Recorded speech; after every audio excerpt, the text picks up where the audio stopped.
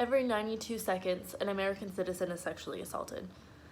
That's a pretty staggering statistic that I got from RAINN, which is the nation's largest anti-sexual violence organization. Throughout my series of speeches, I've told you all about campus sexual assault and the stigma against speaking out against it. I now would like to give you 10 ways to fight against sexual assault, whether you be a victim or a bystander. Number one, it's important to share resources and groups with survivors of sexual assault. It's important for them to know that they are not alone and that they have people that are willing to help them regain a semblance of a normal life after they've survived this horrific crime. Number two, it's really important that you know your rights. If you have spoken a verbal no to someone and something occurs that you were uncomfortable with and you have made known that you were uncomfortable with it, you need to know that it's within your rights to report that as a sexual assault crime. Number three, it's important for you to see your personal campus policies and their compliance with the SAVE Act. Number four, you could write an opt-ed, which just brings attention to, you could bring attention to a variety of different issues, but specifically, obviously, with this one, sexual assault. Number five is social media.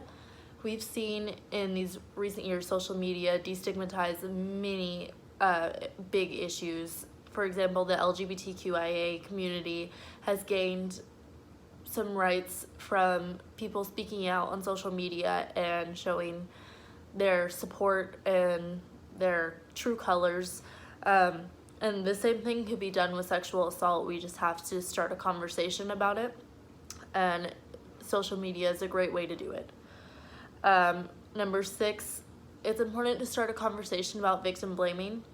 I've talked about women feeling uncomfortable coming forward about their sexual assault because they know the shame associated with it, and they're worried that they will be blamed about how they were dressed or what they had to drink or whatever it may be.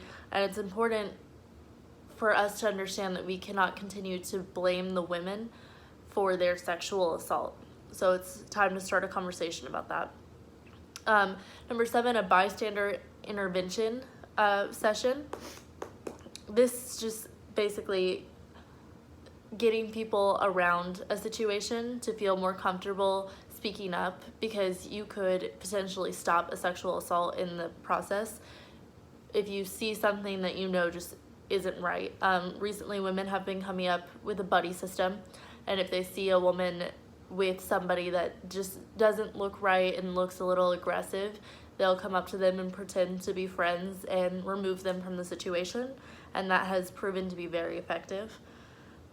Number eight, it's important to get involved in national campaigns. For example, It's On Us. Number nine, volunteer. You could do that with the same organizations. And 10, apply for funding. It's just important to help these women get the help that they need, and sometimes they don't have the resources available to them.